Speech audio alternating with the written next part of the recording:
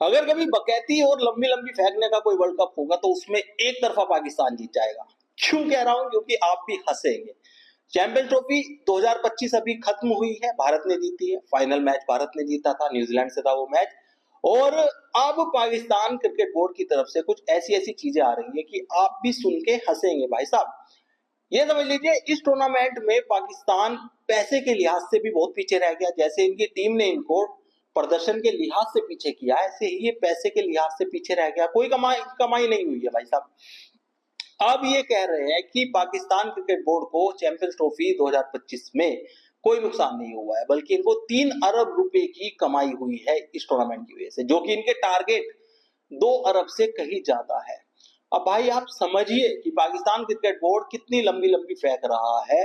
साफ पता चल रहा है कि इनको कोई कमाई नहीं हुई है, बल्कि ये नुकसान में रहे हैं, क्योंकि इन्होंने अपनी जो जमा पूंजी थी जो और कर्ज लेके भी एक बड़ा अमाउंट इन्होंने स्टेडियम और ग्राउंड्स के रेनोवेशन में लगाया था, वो तक भी रिकवर नहीं हो पाया। लेकिन अब ये कह रहे हैं कि हमें बहुत कमाई हुई है इस टूर्नामेंट की वजह से। क्योंकि मैं बताता हूँ ये क्यों कह रहे हैं। ये कह रहे हैं इसलिए क्योंकि अब आगे भी इनको आईसीसी इवेंट होस्ट करना तभी मिलेगा जब ये इसको सक्सेसफुल इवेंट घोषित करेंगे।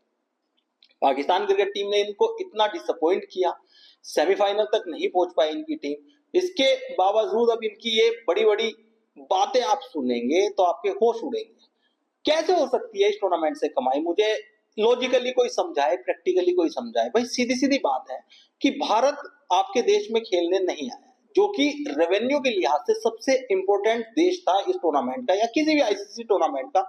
जो सबसे इंपॉर्टेंट मुल्क होता है रेवेन्यू के लिहाज से वो भारत होता है, क्योंकि भारत की जनसंख्या भाई साहब 140 करोड़ प्लस है। व्यूअरशिप, स्पॉन्सरशिप तभी आपको मिलेगी जब आपके टूर्नामेंट में भारत खेल रहा होगा। और भारत के सारे मैच थे दुबई में। इवन सेमीफाइनल और एक बड़ा जिसे कहते हैं सबसे बड़ा मौका होता है रेवेन्यू जनरेट करने का, वो फाइनल मैच, वो भी दुबई में था, वो भी आपके मुल्क में नहीं हुआ। तो आपने रेवेन्यू जनरेट कहां से किया? स्टेडियम आपके खाली पड़े थे।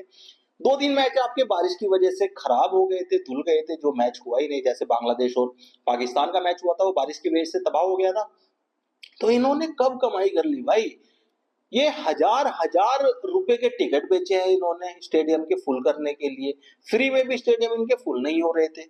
व्यूअरशिप इनके आती नहीं। अगर भारत का मैच नहीं है तो भैया व्यूअरशिप नहीं आती है। स्पॉन्सरशिप भी आपको मिलेगी उसी लिहाज से कि कौन सी टीम खेल रही है। अगर पाकिस्तान और बांग्लादेश का मैच है तो स्पॉन्सरशिप और एड भी उसी हिसाब से मिलेंगे आपको। भारत इन्वॉल्व होता है तो भाई बड़ी बड़ी एड मिलती है। तो आपने कैसे कमाई कर ली, कब कमाई कर ली, मुझे ये बताइए। ये जो 3 अरब रुपए का रेवेन्यू जनरेट हुआ है आपका, ये इसका क्या हिसाब है? आप कह रहे हैं कि 2 अरब हमने टारगेट किया था कि 2 अरब की हमें कमाई हो जाएगी इस टूर्नामेंट से, और आपने कर लिया 3 अरब की। तो भैया कैसे, मुझे समझाइए आप। ना आप विजेता बने हैं इस टूर्नामेंट के, कहीं से कहीं तक भी पहुंचे ही नहीं है भाई साहब। आप ये समझ लीजिए अफगानिस्तान भी एक मैच जीता है इस टूर्नामेंट का। बांग्लादेश की स्थिति आपसे बेहतर रही। पाकिस्तान, आप इतने खराब मुल्क थे इस टूर्नामेंट में कि आपकी स्थिति सबसे ज्यादा खराब थी। अगर सबसे कमजोर टीम इस टूर्नामेंट में थी तो वो आप थे। तो आपको किस हिसाब से कमाई हुई है भाई? दुनिया पागल नहीं है कि आप जो कहेंगे हम लोग मान लेंगे। भाई सीधी सीधी कैलकुलेशन होती है, सीधा सीधा हिसाब होता है। आपके कहने से नहीं होता है कि आपने जो बोल दिया आप वो है। तो बेवकूफ बनाना छोड़िए, दुनिया को एक्सेप्ट कीजिए कि ये टूर्नामेंट आपके लिए बहुत ही वाहियात, बहुत ही खराब टूर्नामेंट था। क्योंकि वजह इसकी है कि भारत पे डिपेंड करता है। सारे जो आईसीसी इवेंट होते हैं उसके रेवेन्यू जनरेशन का जो सारा मामला डिपेंड करता है वो भारत पे करता है। भारत नहीं पहुंचा वहां पे, सबसे बड़ा लॉस ये है। अगर भारत पाकिस्तान गया हुआ था तो आपके टिकट की वैल्यूज कुछ और होती, आपको स्पॉन्सरशिप एड वगैरह कुछ और लेवल के मिले होते। और भारत के सारे मैच दुबई में हुए, फाइनल मैच इस टूर्नामेंट का दुबई में हो गया। तो आप होस्ट थे इस टूर्नामेंट की, यही आपके लिए बड़ी बात है। आपने कोई कमाई वमाई की नहीं, जितना आईसीसी ने आपको दे दिया होगा बस आपने ऐसे हाथ जोड़ के उनसे ले लिया होगा। तो फालतू की बात करनी छोड़िए और अगले अपने मिशन पे लगे, अपनी टीम को संभालिए। इतनी खराब टीम आप लेके चल रहे हैं, पहली बात तो आपको यही शर्म महसूस करनी चाहिए कि आप इतनी गंदी टीम के साथ किसी टूर्नामेंट में पहुंचते हैं। अब पीएसएल आपका आ रहा है, इसमें कर लीजिए जो कमाई करनी है आपको। और कहते हैं आपकी बहुत बड़ी लीग है, दुनिया की सबसे बड़ी लीग है, तो भाई इसमें कमा लो पैसा और अपने नुकसान की भरपाई कर लो। जो स्टेडियम आपने बनाए हैं उस नुकसान की भरपाई कर लो। हालत ये हो जाती है आपकी कि आपको स्टेडियम के जो टिकट है ना वो फ्री कर जाने पड़ते हैं भरने के लिए उन्हें, और दिखाते हो आपके हमारे सारे स्टेडियम भरे हुए हैं। भाई साहब ऐसे भरने हो ना तो हमारे मुल्क का ना कोई एक ही स्टेट, एक ही डिस्ट्रिक्ट उस स्टेडियम को भर के फेंक देगा, चाहे वो 1.25 लाख, जैसे हमारे नरेंद्र मोदी स्टेडियम है ना अहमदाबाद का, उसके 1.25 लाख कैपेसिटी है।